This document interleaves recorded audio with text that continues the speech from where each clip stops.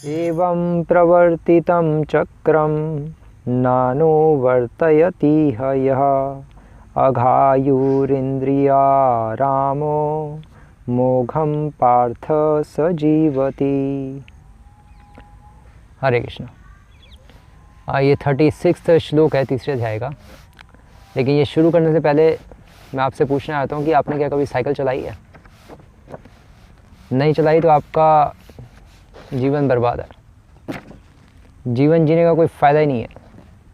ये मैं नहीं कह रहे हैं, भगवान कह रहे हैं। एक्चुअली इस श्लोक में भगवान कह रहे हैं कि एवं प्रवर्तितम चक्रम, कि अर्जुन इस प्रकार से, एवं अर्थात इस प्रकार, प्रवर्तितम चक्रम, चक्र कहते हैं साइकिल को। तो भगवान कह रहे हैं कि अर्जुन अगर तुम ये साइकिल नहीं चलाओगे, कौन सी साइकिल? यज्ञ की साइकिल, क्योंकि अभी तक यहाँ यज्ञ की बात हो रही थी ना। तो भगवान कह रहा है अगर तुम ये साइकिल नहीं चलाओगे, नानुवर्तयः तिह, तिह इह अर्थात इस मनुष्य जीवन को प्राप्त करने के बावजूद भी तुम अगर ये साइकिल नहीं चलाओगे, यज्ञ की साइकिल, तो क्या होगा? और ये साइकिल कहाँ से आई है? प्रवर्तितम, प्रवर्तितम मतलब वेदों से। यज्ञ की जो साइकिल है, यज्ञ की साइकिल क्या है? यज्ञ की साइकिल है जो हमने पिछले श्लोकों में डिस्कस किया, अन्नाद भवन्ति भूतानि। ये मेरे पीछे अन्न उग रहा है ना, ये जो भी अन्न है, ये हमारे यहाँ जो वेजिटेबल्स उगती हैं, तो ये सारा जो, ये सब भगवान ही तो दे रहे हैं। ये कैसे आ रहा है? ये इस साइकिल से ही आ रहा है। अन्नाद भवन्ति भूतानि, जो पिछले श्लोक हमने डिस्कस किए थे। अन्न आता है, अन्न से आते हैं भूत। हम सब भगवान, हम सब जो जीवात्माएं हैं, हमारे शरीर कैसे पैदा हुए हैं? अन्न से ही तो पैदा हुए हैं।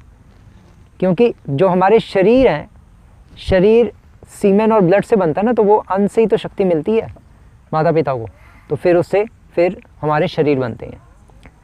अन्नाद भवन्ति भूतानि। और अन्न किससे आता है? अन्न आता है पर्जन्याद अन्न संभवा, अन्न आता है वर्षा से। वर्षा किससे होती है? यज्ञात भवति पर्जन्यो, यज्ञ करने से वर्षा होती है। यज्ञ कर्म समुद्भवा, कर्म से आता है यज्ञ। जब हम कर्म करते हैं, मतलब प्रिस्क्राइब ड्यूटीज, नियत कर्म से यज्ञ आते हैं। क्योंकि जब नियत कर्म करते हैं हम, जिस भावना के साथ करते हैं, उस भावना को यज्ञ कहते हैं। भावना क्या होनी चाहिए कर्म करते वक्त? त्याग की भावना। वो त्याग की भावना ही तो यज्ञ है। तो इस तरह से यज्ञ से हम सब आते हैं। अन्न से अन्न आता है, वर्षा से वर्षा आती है, यज्ञ से यज्ञ आते हैं, नियत कर्म से, प्रिस्क्राइब ड्यूटी से। और फिर उसके अगले श्लोक में कर्म ब्रह्मोद्भवम विद्धि, और कर्म आते हैं किससे? शास्त्रों से, वेद शास्त्रों से। और वेद शास्त्र किससे आते हैं? ब्रह्म अक्षर समुद्भवम, भगवान से आते हैं। तो ये जो साइकिल है, इसलिए अब हम इसलिए भगवान से आते हैं, इसलिए हमें चाहिए कि हम यज्ञ करें। अर्थात अब वर्णाश्रम के अंतर्गत पूर्व काल में, वैदिक काल में तो यज्ञ होते थे, जो यज्ञ किए जाते थे प्रॉपर, हवन यज्ञ इत्यादि। लेकिन अब वो सब तो हो नहीं रहा कुछ, अब तो यज्ञ कर नहीं सकते। तो इसलिए अब जो श्रील प्रभुपाद ने बताया कि संकीर्तन यज्ञ करना चाहिए, तो इसलिए हमें संकीर्तन यज्ञ रूपी साइकिल चलानी चाहिए। संकीर्तन यज्ञ रूपी साइकिल क्या है? कि हमें अपनी devotional activities 16 rounds, 4 regulatory principles, और plus books distribution, book reading, खुद भी सुनना, हियरिंग, चैंटिंग और सर्विस, कुछ ना कुछ जितनी हो सके हमें डिवोशनल एक्टिविटीज़ करनी चाहिए। तो ये जो साइकिल है, यज्ञ की साइकिल, ये हमें चलानी ही पड़ेगी अर्जुन को, भगवान कह रहे हैं। अगर नहीं चलाएंगे तो अघायुर इंद्रिय आरामो, अगर ये यज्ञ की साइकिल नहीं चलाएंगे तो फिर आराम से अपनी इंद्रियों को संतुष्ट करने के लिए फिर मर्सिडीज कार चलाएंगे, वो और गलत हो जाएगा। उससे फिर क्या होगा? मोघम पार्थ सजीवित, फिर तो जीते जी हमारा जीवन पृथ्वी पर भार है बस। तो भगवान अर्जुन को अब यही बता रहे हैं यहाँ पे कि अर्जुन तुम्हारा जो स्वधर्म है वो ही अभी यज्ञ है। क्योंकि तुम जो अपना स्वधर्म पालन करोगे, त्याग की भावना से करोगे ना, मेरे लिए त्याग कर रहे हो तुम अपनी तुम्हारी जो इच्छा है जंगल जाके अपना वनवास लेने की, उस इच्छा को त्याग करो मेरे लिए, उसी को यज्ञ कहते हैं। तो तुम्हारे लिए अभी यज्ञ है कि तुम मेरे लिए युद्ध करो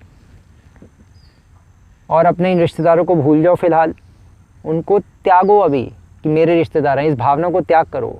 अपनी भोग भावना का त्याग करना और सेवा भावना को लाना, वो ही यज्ञ है, ये भगवान बता रहे हैं। और अब श्रील प्रभुपाद इसके तात्पर्य में लिख रहे हैं कि इस श्लोक में भगवान ने कठोर परिश्रम करो और इंद्र तृप्ति का आनंद लो, इस संसारिक विचारधारा का तिरस्कार किया है। एक्चुअली आजकल जो लोग हैं, जो मोटिवेशनल स्पीकर्स हैं, वो सब, और इसमें एक्चुअली इंग्लिश में वर्ड यूज़ कर रहे हैं मेमोनिस्ट, अर्थात हेडोनिस्ट, जो बहुत ग्रॉस भोगी हैं, जो बहुत भोगी नंबर वन है आजकल के जो लोग हैं, जो केवल ईटिंग, मीटिंग, स्लीपिंग और डिफेंडिंग और सेक्स, बस वाइन, वुमेन, इसी में घुसे हुए हैं, उनको प्रभुपाद काट रहे हैं यहाँ पे, और भगवान ही काट रहे हैं। भगवान कह रहे हैं कि यार ऐसी कोई लाइफ होती है क्या? ये तो जानवरों वाली लाइफ है। खूब कठोर परिश्रम करो और इंद्र तृप्ति का आनंद लो, मज़े करो, बस खाओ पियो और ऐश करो। ये कोई लाइफ नहीं है, ये तो पापमय लाइफ है। इससे तो हमारा नारकीय जीवन हो जाएगा। इससे कोई ना शांति मिलेगी ना संतुष्टि मिलेगी। जब शांति और संतुष्टि नहीं मिलेगी तो सुख कैसे प्रकट होगा, ये भगवान बताना चाह रहे हैं। तो जितने भी ग्रॉस जो मटेरियलिस्ट लोग होते हैं, वो सब इसी को तो बढ़ावा देते हैं कि खूब कैरियर बनाओ, सक्सेस प्राप्त करो। मोटिवेशन स्पीकर भी इसी तरह से इंस्पायर करते हैं, यस करो करो करो करो, और फिर उसके बाद फिर सुसाइड कर लेते हैं। फिर पता चलता है उसने आत्महत्या कर ली हमारे फ्रेंड ने। बस यही चलता रहता है। मतलब ये एक्चुअली जीवन ही है, इससे शांति और संतुष्टि नहीं मिलती। वो डीजे में तो चले जाएगा अपने बर्थडे की, फ्रेंड की बर्थडे पार्टी में, बट उससे कोई शांति और संतुष्टि थोड़ा ना मिलती है। धूम धड़ाका मिलता है, बस परेशान हो के थक टूट के फिर सो जाता, और फिर सुबह सीधा दोपहर को सीधा 1 बजे उठते हैं, क्योंकि सुबह 4 बजे सोएंगे। ऐसी गंदी लाइफ थोड़ी ना, ये तो पापमय लाइफ है। तो अगर हम भगवान के लिए कुछ करेंगे नहीं, त्याग की भावना से अगर कुछ भगवान के लिए हम नहीं करेंगे, पहले वैदिक काल में तो यज्ञ होते थे, अभी हमें अपनी डिवोशनल एक्टिविटीज़ करनी है, क्योंकि वर्णाश्रम अभी है नहीं, अभी तो वर्णाश्रम खोलने का प्रयास कर रहे हैं सभी।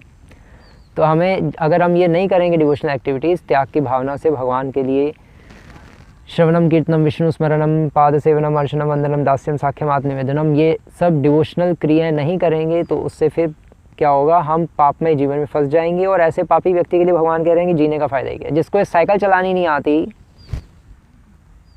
यज्ञ की, जिसको डिवोशनल एक्टिविटीज़ करनी नहीं आती है, जो सीख नहीं रहा, भक्ति नहीं करना चाहता, वो तो पृथ्वी पे जिंदा जीते जी भार है।